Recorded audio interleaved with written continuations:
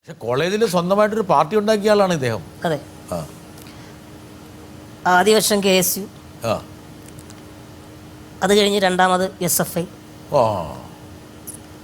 പിന്നെ ഒരു ചേഞ്ചിന് വേണ്ടി സ്വന്തമായിട്ടൊരു പാർട്ടി. ഇതാരാ മുതലത്? അതിൻ്റെ കാരണം എന്താണെന്നറിയോ? ഈ സൗഹൃദ വലയങ്ങൾ വന്നു കഴിയുമ്പോൾ ആദ്യമൊക്കെ എനിക്ക് ക്യാമ്പസിലേക്ക് പോകാൻ ഭയങ്കര പേടിയായിരുന്നു. കാരണം എന്താണെന്ന് വെച്ച് കഴിഞ്ഞാൽ ആ സമയത്തൊക്കെ ക്യാമ്പസിൽ കുറച്ച് പ്രശ്നങ്ങളും കലാലയ രാഷ്ട്രീയവും മരണങ്ങളും കോട്ടയത്തൊക്കെയുള്ള വിഷയമൊക്കെ ആ സമയത്തുണ്ടായതാണ്. ഒരു കുട്ടി മരിച്ചു പോയതൊക്കെ. അമ്മയ്ക്ക് ഭയങ്കര ടെൻഷനാണ്. ഇലക്ഷനുള്ള സമയത്ത് കോളേജിൽ വിടില്ല, തല്ലുണ്ടാവും, നീ അതുങ്ങളുടെയൊക്കെ കാലിൻ്റെ ചൂട്ടി ചെന്ന് പെട്ടാൽ പ്രശ്നമാവും, അങ്ങനെ ഇങ്ങനെയൊക്കെയുള്ള. അപ്പം ഞാൻ വിചാരിച്ചു അങ്ങനെ നോക്കിയിട്ട് കാര്യമില്ലല്ലോ, കാരണം ഈ പാർട്ടിക്കാരെല്ലാം നമ്മുടെ സുഹൃത്തുക്കളാണ്. ഇത് കഴിഞ്ഞ് കഴിഞ്ഞാൽ പാർട്ടിയുടെ പ്രശ്നങ്ങളും കാര്യങ്ങളെല്ലാം കഴിഞ്ഞാൽ പിന്നെ ഞങ്ങളെല്ലാവരും ഒന്നിച്ച് കാപ്പ് കുടിക്കാൻ ക്യാൻറ്റീനിലുണ്ടാവും. നാളെ ഒരു പ്രശ്നം ഉണ്ടാകുന്നു എന്നുള്ളത് നമുക്ക് തലേദിവസം അറിയാൻ പറ്റും. അത്രയും വലിയൊരു സൗഹൃദം എനിക്കുണ്ടായി ക്യാമ്പസിൽ, പല പാർട്ടിയിൽ നിന്നും എല്ലാവരുടെയും. അങ്ങനെ പാർട്ടി മാറി. പാർട്ടി സ്വന്തമായിട്ട് ഈ പാർട്ടികളോടൊക്കെ എതിരാക്കാൻ വേണ്ടിയിട്ടല്ലായിരുന്നു, ഇത്തരം കലാപരമായിട്ടുള്ള കഴിവുകൾക്ക് കൂടുതൽ ഇമ്പോർട്ടൻസ് കൊടുക്കാൻ വേണ്ടി. ആ സമയത്ത് ഞങ്ങളുടെ ഈ പാർട്ടി, ഞാൻ പറഞ്ഞില്ലേ സാർ, ഈ പാർട്ടി BBC ബസേലിയസ് കോളേജിലാണ് പഠിച്ചത്. ബെസ്റ്റ് ബസേലിയൻ കോളേജ് എന്ന് പറഞ്ഞിട്ട് ഒരു ബെസ്റ്റ് പിള്ളേരുടെ ഇങ്ങനെയൊക്കെയുള്ള ചിന്തകളാണ്. മെമ്പർഷിപ്പ് പണ്ടൊക്കെ അടിച്ച് മാറിയോ? മെമ്പർഷിപ്പ് ഒന്നും ഇല്ലല്ലോ, ഇല്ല, ആർക്കും ചേരാം. ബാൻഡ് ട്രൂപ്പ് ഉണ്ടായിരുന്നു. പിന്നെ ക്യാമ്പസിനെ കുറിച്ച് സ്വന്തമായിട്ട് പെൺപിള്ളേരായിരുന്നു കൂടുതൽ മെമ്പർഷിപ്പ് എടുത്തിരുന്നു. പെൺപിള്ളേരുണ്ടായിരുന്നു, ഒരുപാടുണ്ടായിരുന്നു. ക്യാമ്പസിനെ കുറിച്ച് ഡോക്യുമെൻ്ററി ചെയ്തു, ബസേലിയസ് കോളേജിനെ പറ്റി. അങ്ങനെ കുറച്ച് സജീവമായിട്ട് കലാപരമായിട്ടുള്ള കാര്യങ്ങൾക്ക് കുറച്ച് ഇമ്പോർട്ടൻസ്, അത്രേ ഉള്ളൂ. മിമിക്രിക്കാരുടെ സംഘടനയും പകരം ഉണ്ടാക്കിയല്ലോ? ഉണ്ടാക്കി അല്ലേ? ഞാനല്ല ഉണ്ടാക്കിയത്, ഞാനും അതിനകത്ത് സജീവമായിട്ടുണ്ടായിരുന്നു. ഞാനുണ്ട്, ടിനി ടോം ഉണ്ട്, അതുപോലെ KS പ്രസാദേട്ടനുണ്ട്, പിന്നെ നാദിഷിക്കയുണ്ട്. പക്ഷെ പക്രു ആയിരുന്നു അതിൻ്റെ പ്രധാനപ്പെട്ട ചാലക ശക്തികളിലൊന്നും ഉണ്ടാവും. കാരണം നമ്മൾ ആരെങ്കിലുമൊക്കെ മുന്നിട്ടിറങ്ങിയാലും, അല്ലെങ്കിൽ ആരെങ്കിലും, ഇപ്പോൾ സാറ് തന്നെ ഒരു കാര്യത്തിന് വേണ്ടി രണ്ടുപേരെ വിളിക്കുമ്പോൾ രണ്ടുപേരും കൂടെ ഉണ്ടെങ്കിൽ നമുക്കൊരു ബലമല്ലേ എന്ന് പറഞ്ഞതുപോലെ അവർക്കൊരു വലിയ സപ്പോർട്ടായിട്ട് ഞാൻ അവരോടൊപ്പം ഉണ്ടായി. പക്രുവിൻ്റെ സിനിമയിലേക്കുള്ളൊരു വരവ് അപ്രതീക്ഷിതമായിരുന്നു. പക്രു തന്നെ ഞെട്ടിപ്പോയി. ആരോ വീട്ടിലേക്ക് വരുന്നു, ഒരു കറുത്ത കാറ്, ഇപ്പോഴും ഓർക്കുന്നുണ്ട്. കാറിൽ നിന്ന് കുറേ പേര് ഇറങ്ങുന്നു, നേരെ വീട്ടിൽ വരുന്നു, ഒരു സിനിമ ചെയ്യാൻ പോകുന്നു. അതിലിങ്ങനെ പക്രു എന്ന് പറഞ്ഞൊരു കഥാപാത്രമുണ്ട്, ഉണ്ട പക്രു. കുട്ടികളൊക്കെ കളിയാക്കി വിളിക്കുന്ന പേരാ സ്കൂളിൽ. ആ ക്യാരക്ടർ ചെയ്യണം, ആനപ്പുറത്ത് കയറണം, ആനക്കാരൻ്റെ മകനാ. അപ്പം ഞാൻ ചോദിച്ചു ആനക്കാരനാരാ? അത് ജഗതി ശ്രീകുമാറാണ്. അപ്പോഴൊന്നും എനിക്ക് ജഗതി ശ്രീകുമാറിൻ്റെ വലിപ്പം അറിയില്ല, ഞാൻ കുഞ്ഞാ, 4ാം ക്ലാസ്സിൽ പഠിക്കുക, 4ാം ക്ലാസ് ആ സമയത്ത്.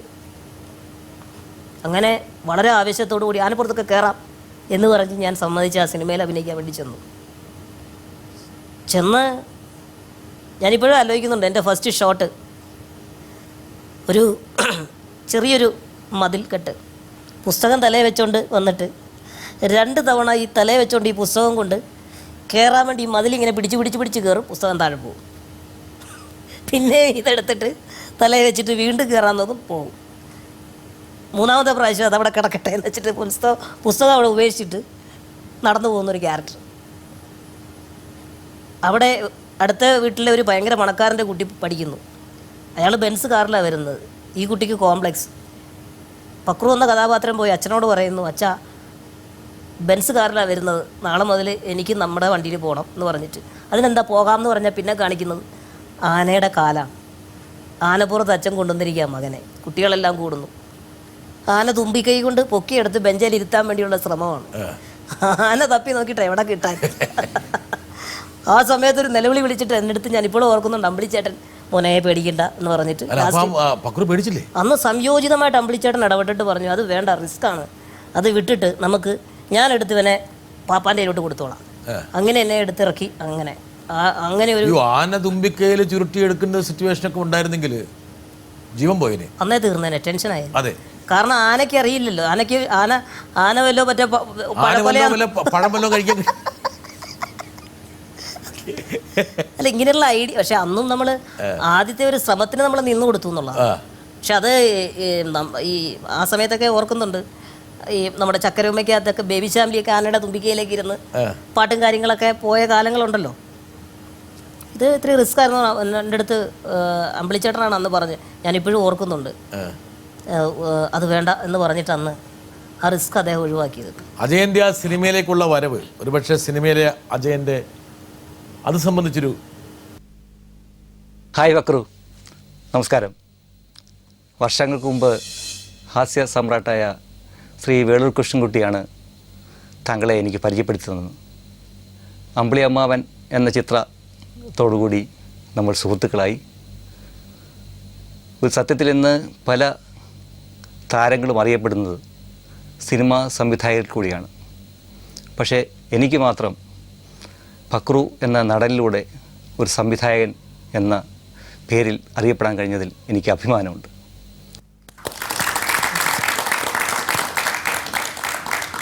ഫക്രു നോക്ക്, ഒരു വലിയ സ്റ്റേറ്റ്മെൻ്റ് അദ്ദേഹം പറഞ്ഞത്. ലോകത്തിലെ ഒരു സിനിമാ സംവിധായകനും ഞാൻ അറിയപ്പെടുന്നത് ഫക്രുവിലൂടെയാണെന്ന്, അല്ലെങ്കിൽ ഇന്ന കലാകാരനിലൂടെ ഞാൻ അറിയപ്പെടുന്നത് ഇന്നേ വരെ അയാൾ നടത്തിയിട്ടുണ്ടാകും.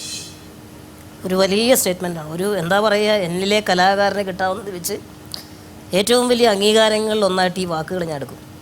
കാരണം അദ്ദേഹത്തിൻ്റെ ആ ഒരു സിനിമ അമ്പിളിയമ്മാവൻ എന്ന സിനിമ ഇല്ലായിരുന്നുവെങ്കിൽ ഒരു പക്ഷേ ഇന്ന് എനിക്കിവിടെ ഇരിക്കാൻ പറ്റില്ലായിരുന്നു.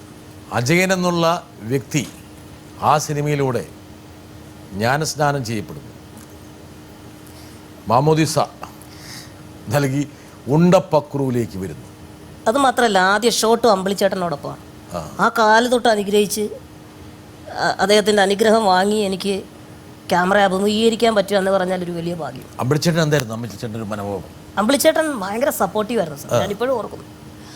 ഒരു തരത്തിലും എന്താ പറയുക, മോനെ ഇങ്ങനെ ചെയ്യണം, നമുക്കറിയില്ല ക്യാമറ എന്താണ്, ഇതിങ്ങനെ ഓടിക്കൊണ്ടിരിക്കുമ്പോൾ പ്രൊഡ്യൂസറുടെ പൈസയാണ് പോകുന്നതെന്നോ ഫിലിമിൻ്റെ വാല്യൂ. നമ്മൾ ശരിക്കും എൻജോയ്മെൻറ്റിൻ്റെ ലൈനാണ്. കാരണം ഒരുപാട് കുട്ടികളുണ്ട് ആ സിനിമയിൽ. അമ്പിളിയമ്മാവൻ ശരിക്കും ഒരു കുട്ടികളുടെ സിനിമയാണ്. അതിനുശേഷം ഫക്രു തിരിഞ്ഞു നോക്കിയില്ല? തിരിഞ്ഞു നോക്കി, കുറേ നോക്കിയോ? അമ്പിളിയമ്മാവൻ കഴിഞ്ഞപ്പോൾ ഒരു ബ്രേക്ക് അങ്ങ് വീണു.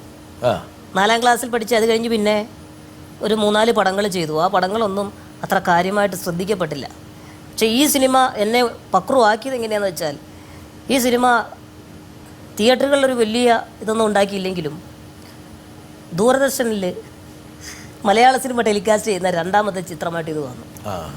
ആ കാലത്ത് ടെലിവിഷനെടുത്ത് മുറ്റത്ത് വെച്ചിട്ട് 10, 200, 250 പേര് ഒന്നിച്ചിരുന്ന് മലയാള സിനിമ കാണുന്ന സമയമാണ്. അതോടെ ഞാനവിടെ ചെന്നാൽ എൻ്റെ പേര് അജയൻ എന്ന് പറയുമ്പോൾ ഇത് നമ്മുടെ ഫക്രു അല്ലേ എന്ന് പറഞ്ഞിട്ട് അങ്ങനെ ഞാൻ പോലും അറിയാതെ അജയൻ നമ്മുടെ ഫക്രു ആയി അങ്ങനെ മാറിപ്പോയി.